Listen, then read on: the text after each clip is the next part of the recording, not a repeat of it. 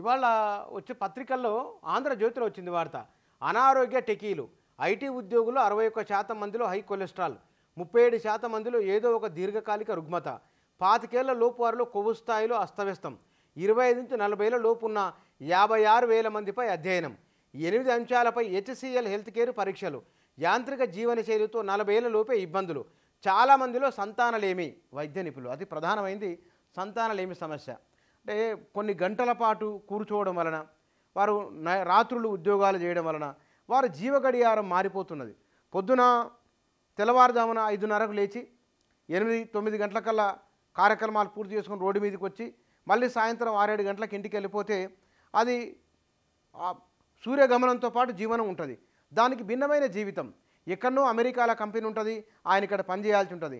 అక్కడ చీకటి అయితే ఇక్కడ పగలవుతుంది, ఇక్కడ పగలైతే అక్కడ చీకటి అవుతుంది. అక్కడ పగలను ఆధారంగా చేసుకొని ఇక్కడ ఉద్యోగం చేయాలి అంటే ఇక్కడ చీకట్లో ఉద్యోగం చేయాలి. అట్లా చేస్తున్నారు. ఇవాళ భారతదేశానికి వస్తున్న ప్రధానమైన ఆదాయంలో ఐటీదే ఉంది. బెంగళూరు, మద్రాసు, ఢిల్లీ, బాంబే, హైదరాబాదు, చెన్నై ఇవన్నీ ఐటీ ఆధారంగా విస్తరించిన నగరాలు. సంపద కేంద్రీకృతమవుతున్నది ఇక్కడనే. వాస్తవానికి ఈ ఐటీ వారి ఎన్ఆర్ఐల కారణంగానే రియల్ భూమి పెరుగుతున్నది, ఇండ్ల ధరలు పెరుగుతున్నాయి, చాలా రకాల సంపద క్రియేట్ అవుతున్నది. కానీ వాళ్ళ ఆరోగ్యాలు మాత్రం ఇట్లా ఉన్నాయి. ఇంకా ఎట్లున్నాయి ఇవి చూడండి. మీరు ఐటీ ఉద్యోగుల మీ ఆరోగ్యం పట్ల జాగ్రత్తగా ఉంటున్నారా? తరచూ ఆరోగ్య పరీక్షలు చేయించుకుంటున్నారా? ఇవన్నీ ఎందుకంటే ఐటీ ఉద్యోగులు తీవ్ర ఆరోగ్యపరమైన సమస్యలు ఎదుర్కొంటున్నట్లు, వారి హెల్త్ పారామీటర్స్ అస్తవ్యస్తంగా ఉన్నట్లు హెచ్సిఎల్ హెల్త్ కేర్ సంస్థ హెచ్చరిస్తుంది. దేశవ్యాప్తంగా 56,000 మంది, తక్కువ సంఖ్య, చాలా పెద్ద శాంపుల్ పెద్దదే. వీరిలో 77% మంది ఆరోగ్య విలువలు చాలా అస్తవ్యస్తంగా, 77 అంటే సగానికంటే చాలా ఎక్కువ. ముఖ్యంగా 61% మంది అధిక కొవ్వు సమస్యతో బాధపడుతున్నారు. ఇవి ఐటీ ఉద్యోగులకు సంబంధించిన అంశాలు. ఇంకా ఇందులో ఆ తర్వాత హెల్త్ కేర్ వివరాలు వెల్లడించింది. ఈ స్టడీలో 25 నుంచి 40 ఏళ్ళ లోపు వారు ఉన్నారు. ఇందులో ప్రధానమైన రోగాలు ఏమేమి ఉన్నాయంటే 22% మందిలో ఊబకాయం, 17% మందిలో ప్రీ డయాబెటీస్, 11% మంది రక్తహీనత, 7% మంది హైపోథైరాయిడిజం, మధుమేహం, ఇలా చాలా రకాల రోగాల బారిన వీళ్ళు పడుతూ ఉన్నారు.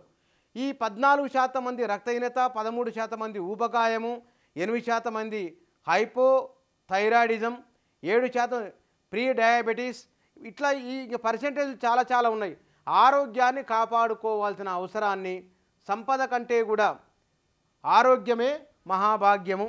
ఇక సంపదను, ఆరోగ్యాన్ని మించిన సంపద మరొకటి లేదు. ఇక్కడ doctor MV Rao, senior consultant general physician, Yashoda ఆసుపత్రి, వారి అభిప్రాయం ఏమిటంటే దీంట్లో ఐటీ ఉద్యోగులు ఎక్కువగా యాంత్రిక జీవనశైలి గడుపుతున్నారు. యాంత్రిక జీవనశైలి మిషన్, ఆ మిషన్ కటక వచ్చితే మిషన్ తిరుగుతుంది, కటక ఆపితే ఆగుతుంది.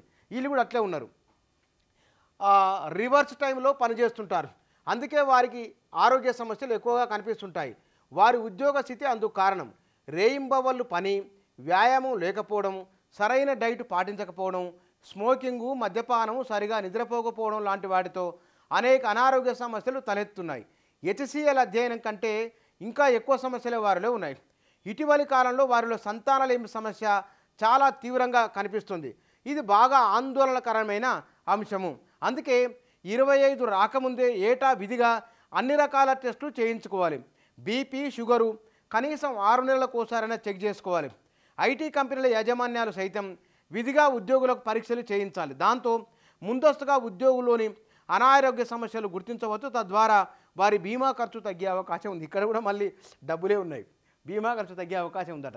ఇది ఆరోగ్యానికి సంబంధించింది. అదే మన ఇండ్లలో లేదా మన బంధువుల్లో ఎవరైనా ఐటీ ఉద్యోగాలు చేసేవారు ఉంటే కనుక ఈ విషయాలు మనకు అనుభవంలో కూడా తెలిసే అవకాశం ఉంటుంది. అది ఐటీ ఉద్యోగులనే ఎవరైనా సరే ఆరోగ్యాన్ని జాగ్రత్తగా కాపాడుకోవాలి. ఇది